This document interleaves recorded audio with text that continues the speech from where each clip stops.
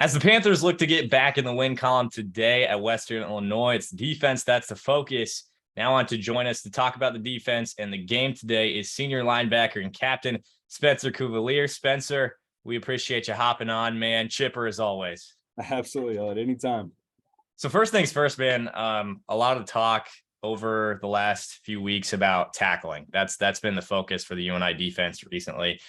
Coach Farley said on Monday that it's more of a mental thing and that drilling tackling won't necessarily be a huge focus this week because, there's only so much you can do in terms of contact and stuff like that throughout the season.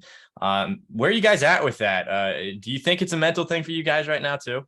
I think it is. And I think after the game that we played last Saturday, obviously you can rewatch the film and kind of see some of the issues that we may have had fundamentally and technique wise. And I think we're just playing a little hesitant. Now, I think really what's going to fix it if we just play with our ears pinned back and just go and just not even think and just go react. Because that's what being on defense and football, everything's reactive. You're just reading your key, reading your guard, reading whoever it might be, taking your first read step and just going. And I feel like we're just playing hesitant. I feel like we're just afraid to get beat deep. And so that we're letting, plays in front of us come up for 4, 5, 6 yard gain instead of, a 1 or 2 yard loss or gain. You know what I'm saying? So where is that hesitancy coming from, you think? Is it just a maybe thinking about it too much kind of situation? What do you think?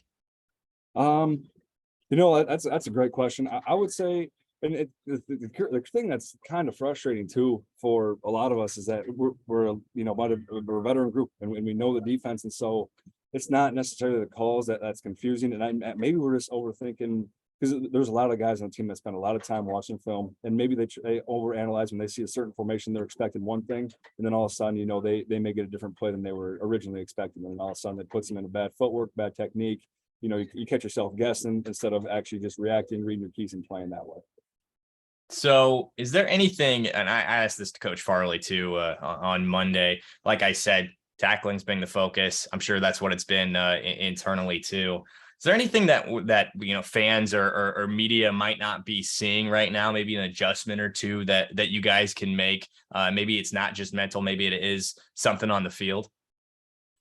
Yeah, I would say the media and people outside of just the team in particular, I don't think they see how hard some guys are working, and that's no fault to them. Obviously, I mean, how are we expect to have other people see the way we work and things like that? And so, I know it's been an issue in the past, and I truly after that last Sacramento State game, after we really struggled with tackling, I'm saying this with confidence. I hope, and I don't think that's going to be an issue moving forward. I think we're going to really lock in and focus on what our technique is and what we have to do in order to make some plays and be productive on defense.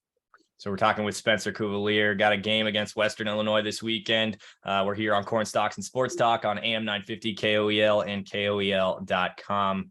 Spencer, as a captain, as a guy who's seen just about everything, you had your 2 years at JUCO, and now you've had 4 years here in Cedar Falls. And I mean, you've been playing pretty much from the get-go since your time in Cedar Falls.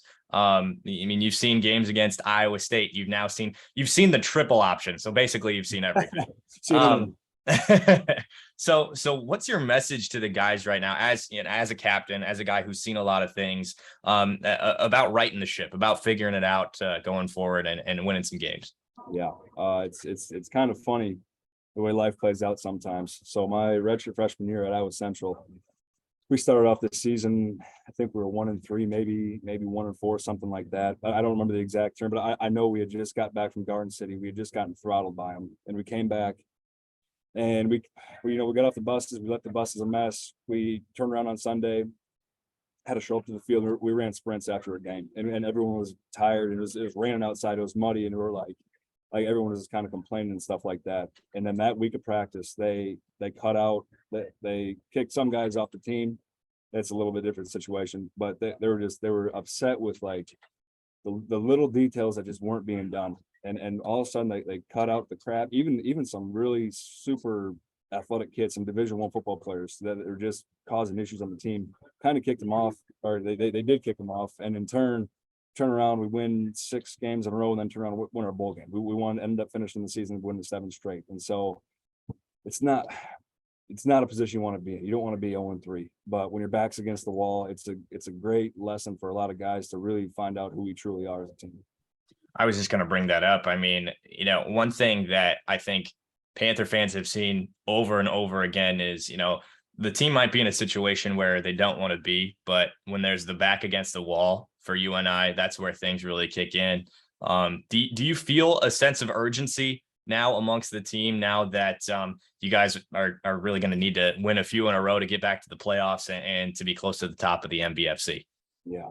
So I don't think it changes how we prepare for games. I mean, we're very serious in the way we prepare for games, but I think having, 3 games under our belt, understanding some of the mistakes that we made and what we can really focus on, I think should really help us move forward. Just having an understanding of what we can get better in, whether like we said, it's tackling, whether it's knowing the defensive play call, whatever the case may be, really honing in on specific details and really trying to be productive and use those details on the field. And I mean, to boot, there's this defense is loaded with vets. I mean, you guys have been there, done that. Is that pretty important in flipping this thing around? And not only that, guys on the offensive side of the ball who there's quite a few new faces there, but there's also a lot of experience there too. Yeah, no, there's well, and the nice part is for the guys who've been here for a while, just because I may be labeled as a captain doesn't mean, Corby Sanders, like he's on the sideline giving our defensive pep talk. I mean, there are guys that are able to stand up and be vocal and not only vocal, but lead by example too. Bryce Flater's a great guy who leads by example, and Javon Brecky. There's guys that may not get mentioned as being, a leader or because they're not a captain, but just because they aren't doesn't mean they're not doing the right things. Doesn't mean that they're not being vocal and leading in the correct ways. Again, we're talking with Spencer Cuvelier, captain linebacker from UNI football here on Cornstalks and Sports Talk.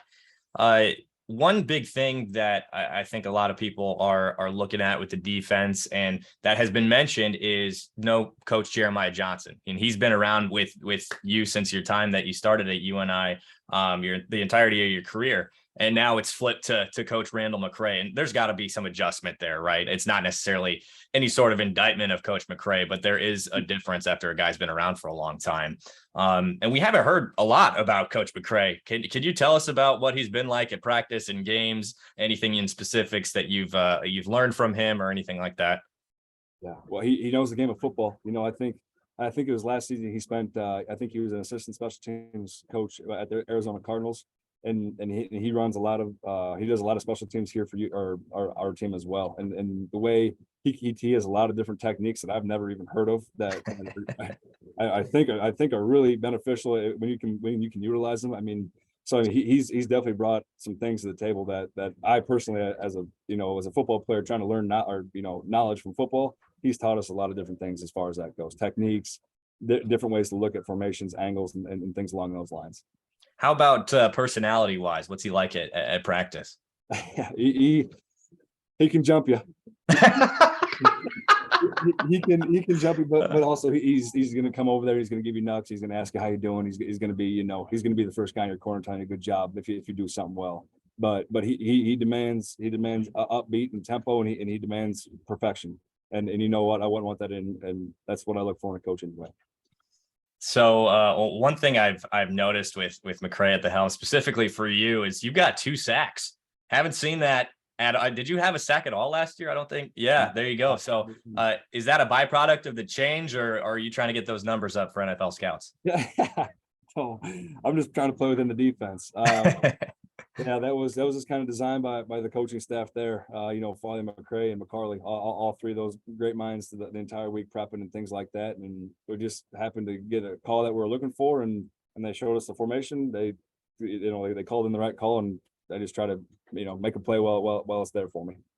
So before we move on to talking a little bit about your opponent this weekend in Western Illinois, there's also been a lot of talk positively about the offense being a top 15 offense nationally. I mean, truth be told, we haven't seen an offense like this in Cedar Falls in quite a while. What have you seen from them that's really impressed you? At least, I mean, not maybe in games, maybe in practice, maybe in camp. What have you seen so far? Yeah, I talked to a lot of guys on defense about it too, and we were almost in the best way possible complaining about it during fall camp. We're like when we were lining up against some coach readers, got those guys in different formations, and like they're running plays against us that I shouldn't say we don't like playing, but that's difficult for our defense to defend against in games. And all of a sudden, what we're seeing other teams do, we've incorporated that, and now they're running it very well. And I know other defenses don't like running against it either. And that's what, and like during fall camp, I was excited for it. Like, even though it's difficult, like it's great for our defense to, practice against these kind of things, but also it's great to see the offense doing, something a little bit new and really moving the ball up and down the field. Last thing for you, Spencer, before we let you go, as we get to this game against Western Illinois, Josh Betts mentioned to me on Sunday that this could very well be sort of a get right game. I know people are kind of looking at it like that. You guys can sort of settle in and get things figured out going forward. Do you guys see it that way? Is it a game where this is a team, you guys beat them 41-3 last year, if we're just being frank, that you guys can get your heads right, not necessarily be super worried about making the right play or doing that thing that you mentioned, pinning the ears back and going after it? Yeah, I guess I haven't heard people say anything like that. And I guess I haven't looked at it that way. And I don't think anybody in this team's looking at it that way.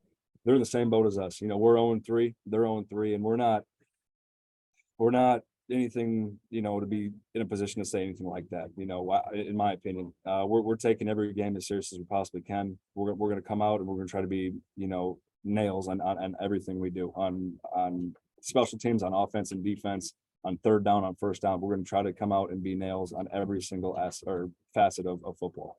Chipper and professional. That's Spencer Cuvelier right there. So what can you tell us about Western Illinois before we let you go? We know they've got a whole new staff under Myers Hendrickson, who's their new head guy. So it's going to be different this season. What do you know about the Leathernecks so far and preparing for them?